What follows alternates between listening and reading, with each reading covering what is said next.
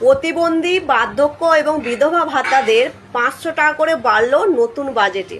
কিন্তু কথা হয়েছিল এদের ভাতা 1000 টাকা করে ছিল, এদের ভাতা ডবল করে দেওয়া হবে। এবার মে আর জুন মাসে যে টাকাটা ঢুকেছিল 1000 টাকা করে ঢুকেছিল, সেটা আমাকে সবাই কমেন্টে জানিয়েছে। তো ভাবলাম যে পরের বারে হয়তো এদের ভাতাটা 2000 টাকা হবে, কিন্তু বাজেটে বলেছে 500 টাকা বাড়বে।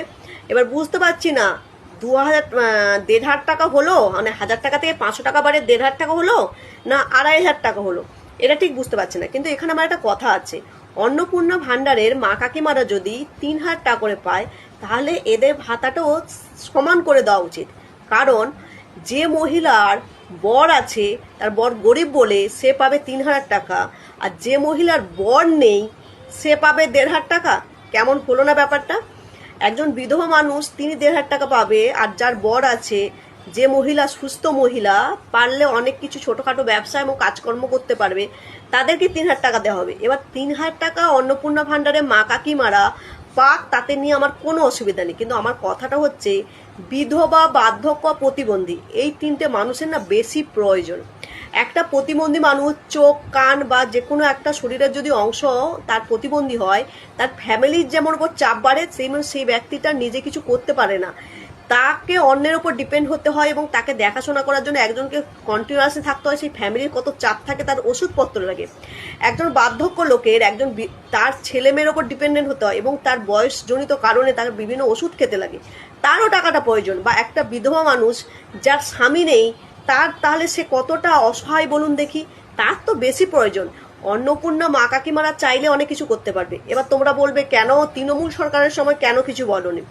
তৃণমূল সরকারের সময় এদের সবার ভাতাটা প্রথমে একই ছিল, এই মাস থেকে মানে এই বছরেই 1500 টাকা মানে 500 টাকা বাড়িয়েছিল। প্রথম কারণ এটা, কারণ ভাতা যেহেতু সমান তাই বলার কিছুই ছিল না। দ্বিতীয়ত, এই লক্ষ্মী ভাণ্ডারের টাকাকে আমি তৃণমূল সরকারের সময় বলেছিলাম ভাতা নয় ভিক্ষা।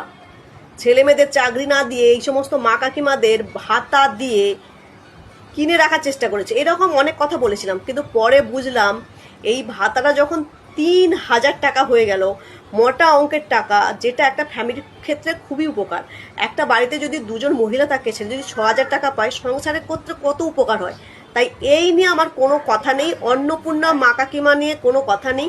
এদের যেমন 3000 টাকা করে দিচ্ছেন, ঠিক তেমনি সমস্ত বার্ধক্য, প্রতিবন্ধী এবং বিধবা এই সমস্ত ভাতা সরকারের কাছে অনুরোধ যেন সমান করা হয়।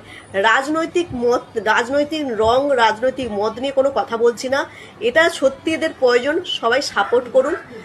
অন্য সময় যখন আমি কোনো রাজনৈতিক দলের বিরোধিতা করি, তখন আপনাদের ভালো লাগে না, তখন আপনারা 10টা বাজে কথা আমাকে শোনান, তাতে আমারও কোনো কথা বলার নেই, কারণ আপনাদের দলের হয়ে কথা বলি না। আপনি কটূক্তি করতেই পারেন, কিন্তু এটা সব থেকে বেশি প্রয়োজন, এটা একটু ভেবে দেখবেন।